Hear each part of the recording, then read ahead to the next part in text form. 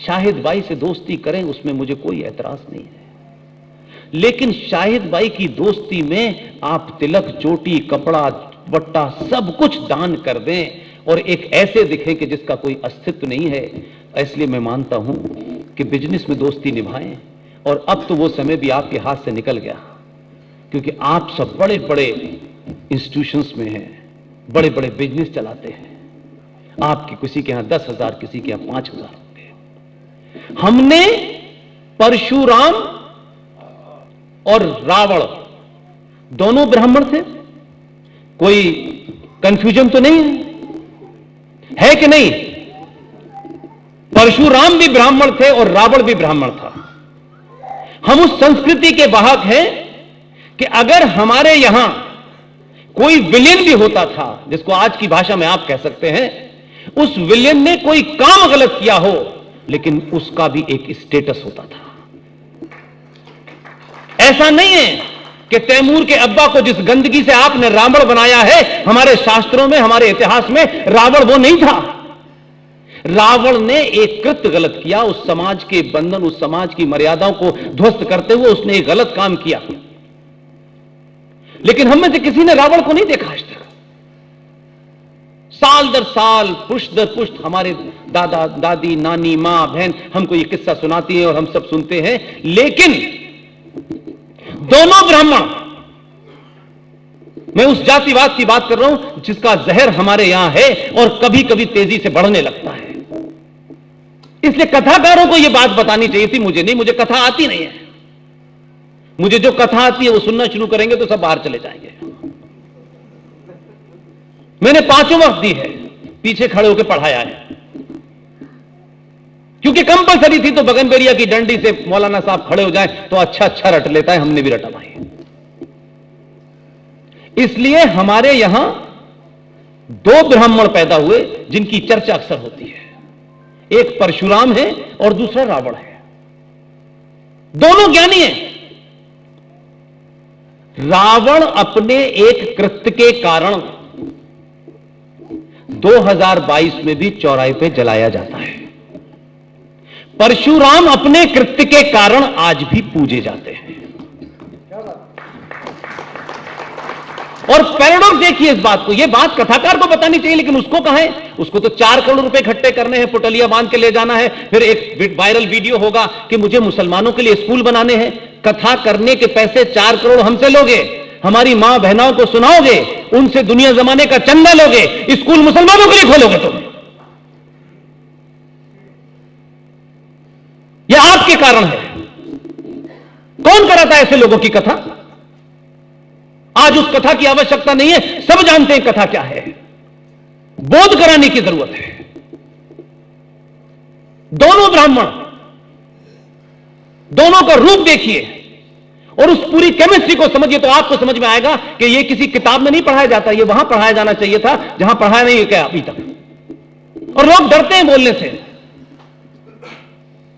राजेश भाई की हिम्मत है कि इतने प्रबुद्ध लोगों के बीच में मुझे बुला लेते हैं।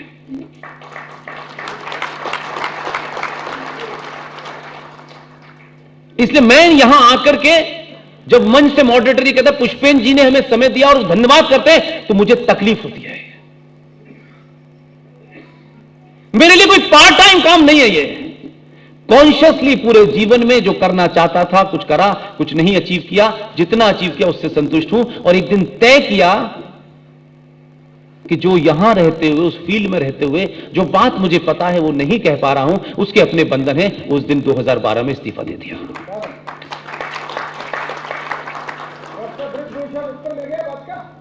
इसलिए कोई जीवन में इस तरीके का नहीं कि कुछ नहीं है तो चलो अब बुढ़ापे में राम राम कर लेते हैं। जवानी तुमने बकवास में बर्बाद की, बुढ़ापे में राम चाहिए।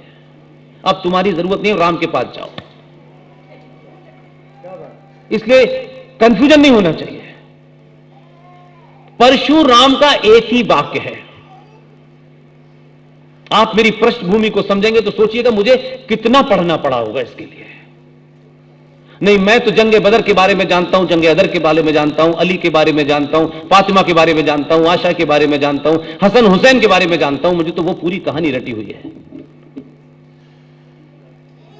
परशुराम का वाक्य है, जन्म जायते शूद्र, मनुष्य जन्म से शूद्र पैदा होता है, अपने कर्मों से ब्राह्मण बनिया ठाकुर बनता है। ये मेरा वाक्य नहीं है, ये परशुराम का वाक्य है भाई, ये किसी पार्टी का नहीं है।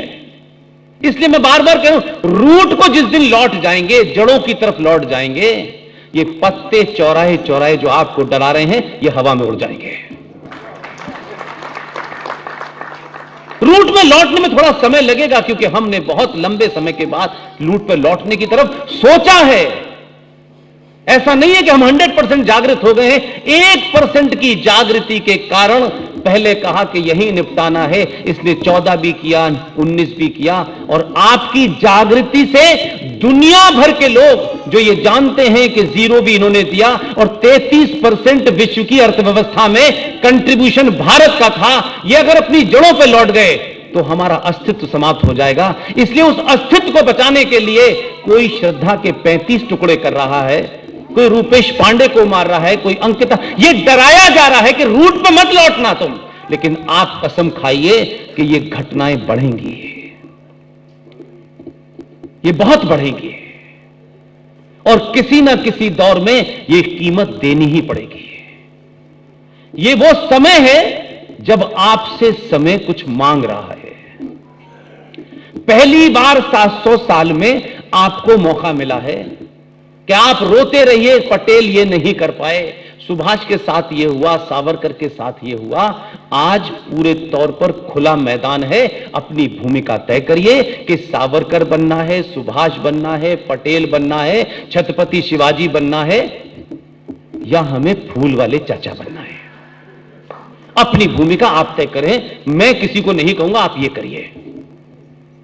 इसलिए परशुराम ब्राह्मण, रावण ब्राह्मण, रावण के एक कृत्य उसने किया कि उस समय की जो भी मान्यताएं थी उसको ध्वस्त किया और किसी की पत्नी को उठा के ले गया। सिर्फ इतना भर ही उसका पाप था,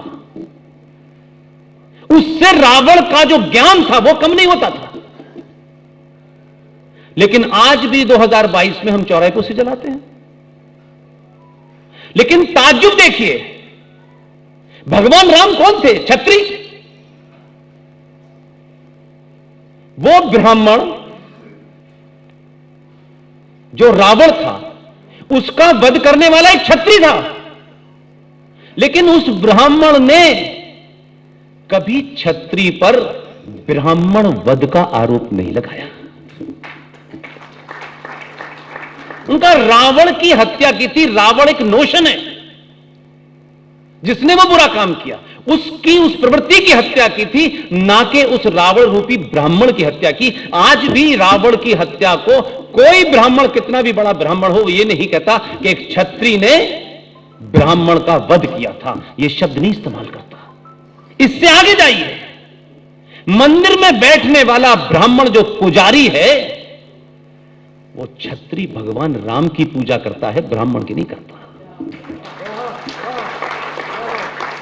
और तीसरी लाइन, जिनको यह गलतफहमी हो गई है,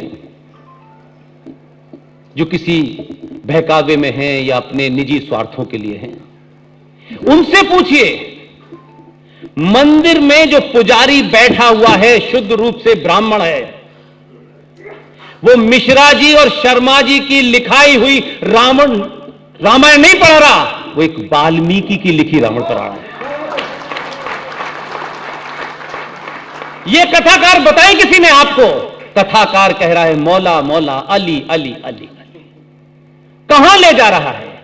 और उसके इस कहने से जो पाप घर घर में हो रहा है वो मैं ले जाना चाहता हूं आपको। जब आपकी मां, आपके बुजुर्ग इस श्रद्धा के साथ सुनते हैं कि ये कथा बताने आया है, तो कथा में जितनी भावनात्मक बातें हैं वो तो वो रखते हैं। भगवान राम, उनको वनवास हो गया।